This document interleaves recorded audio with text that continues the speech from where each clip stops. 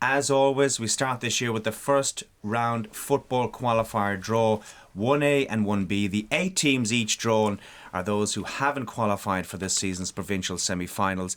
Joining me in the studio this morning for the draw, GAA President Egon O'Ferrill. Egon, you're very welcome. Great to have you on board for your first ever draw, so good to have you here. We'll get a few words with you later on as well. As I said, 2 draws, 1A and 1B, and we start with the draw that involves the 8 counties on the A side of the Provincial Championship, and these teams include Longford, Kildare, Laois, so the loser of that particular game, Offaly, Carlow, Cavan, Antrim, Waterford, London.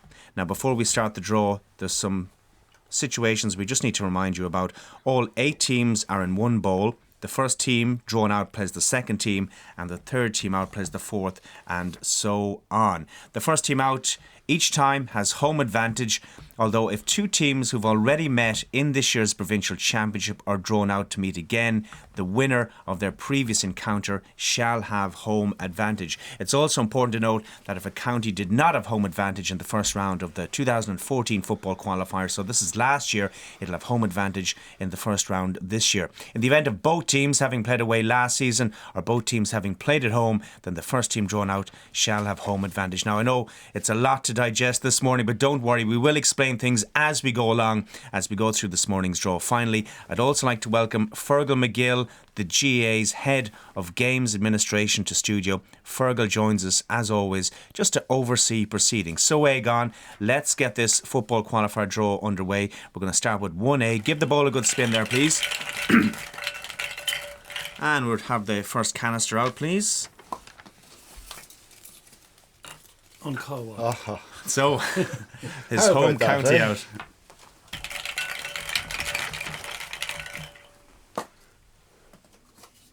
So we have Cavan out. London. And London. So it's Cavan and London in the first of our qualifier matches. Kildare, no Laois. Okay, so we'll have the loser of Kildare and Laois. They will play next weekend, of course. Titan Tents and Tullamore at the weekend. Antrim. And it's Antrim. Antrim beaten in this year's championship by Fermanagh. On Longford. So Longford out next. They were beaten by Offaly, Nailbiter and Tullamore, and then lost out to Dublin. Carlow. And they will face Carlow.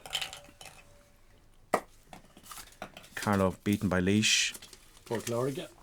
So we have Waterford next. Waterford, can they recover from their loss to Tipperary in the Munster Championship in the qualifiers? Ivalia. And it's Offaly. So that concludes Division 1A, and just to confirm the home and away ties, Fergal has handed me a slip here. So London will have home advantage against Cavan, so that match will be in Ruislip. Kildare or Laois, the loser of that particular contest, will have home advantage against Antrim. Longford can welcome Carlow to Pearse Park, and Waterford will have home advantage against Offaly.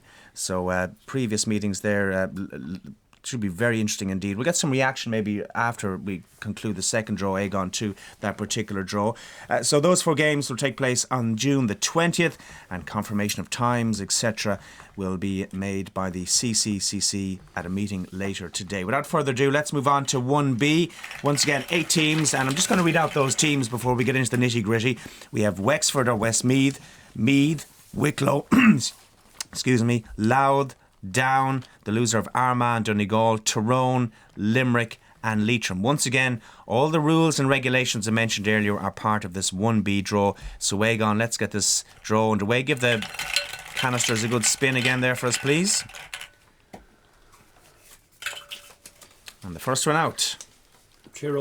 Tyrone. Beaten by Donegal in the Ulster Championship. And they will face Limerick. Limerick beaten by Clare in Munster. It's a novel pairing. On Lou. We have Louth out next. They lost to Westmeath in the Leinster Championship. Leitrim. And Leitrim, of course, suffered defeat to Galway in Connacht. Ardwacan, no Donegal. So the loser of this weekend's clash between Armagh and Donegal, who will they play in the qualifiers? On V, no Kilwan. And we'll have to wait and see because it's the loser of Meath and Wicklow. And again, those two counties play next weekend as well. Just 2 teams left. And just to confirm them for us, Aegon. Loch Gorman, no on ERV. So we'll have the loser of Wexford and Westmeath. Those sides meet again at the weekend. On Doon. And it's Down, who suffered defeat at the weekend, only just losing by a point to Derry at Celtic Park. And I can confirm, excuse me, those fixtures and who has the home advantage. So Tyrone will welcome Limerick to Healy Park. It's Louth against Leitrim. That match will take place in Louth. Armagh, Donegal, the loser of that game, will face the loser of Meath and Wicklow. Wexford or Westmeath, the loser of that particular game, will take on Down. So lots to digest there, Aegon. Let's start with your own county, Cavan. Can you bounce back against London in Ruislip? Well, I'm sure they will. I don't know. It's great to see both London and Cavan, two good, strong GAA counties. And Ruislip is a great development that's taking place in London at the moment. And it's lovely to see that they're going to have a game there, which I've no doubt will bring a large crowd to the venue. Is there any other particular games there that strike or take your fancy that you'll be looking forward to seeing? Well, I look forward to see Waterford and Offaly again. These are counties that are, improving all the time. Offaly, a great tradition and a very strong GAA county. I've no doubt that they'll want to put their stamp on things, and it'll be exciting to see how they come back from a difficult first round. There's some big teams still in there, Aegon, and maybe a couple of more big names to join them this coming weekend. At this stage of the year, do you think it's still possible for a team to go all the way from the first round of the qualifiers? Well, it's still possible. I mean, the best route, and the history shows it, is still to win your Provincial Championship. Most teams that go that route still win All-Irelands. But, I mean, Tyrone have shown us in 2008 that it can be done. Kerry have done it. It's possible to do it. It is a more difficult and a longer route, but I've no doubt that a lot of the counties that are in the qualifier draw, they'll be looking forward to a long summer. I've no doubt about that. I'm sure now the spotlight has been on the championship in recent weeks, and I know you were out last week and you're welcoming debate on the future of the championship, but do you think there's still a place for the qualifiers? There is still a place for it. I mean, if we don't have qualifiers, we'll go back to where we used to be, that you had one game. I don't think there's an appetite in our counties for that. A lot of preparation goes into preparing teams for the championship. If you have a straight knockout and going back to where we were, one game and you're gone, I think counties wouldn't welcome that. Having said that, I don't think that the clubs would welcome if we had too many games for counties. So where we are at the moment is a fairly reasonable compromise. Every county is guaranteed 2 games at the moment, and it gives space for club activity. That's something that I think we should never lose sight of. There is a lot of debate, and debate is good. Debate is healthy. It is looking at counties and how they perform, but we should never forget that the bulk of our activity in GAA is at club level. That's where the action is taking place, and we can't put any extra pressure on our clubs. Obviously, a lot of criticism for the championship in the first couple of weekends, but are you satisfied with everything you've seen so far, Aegon?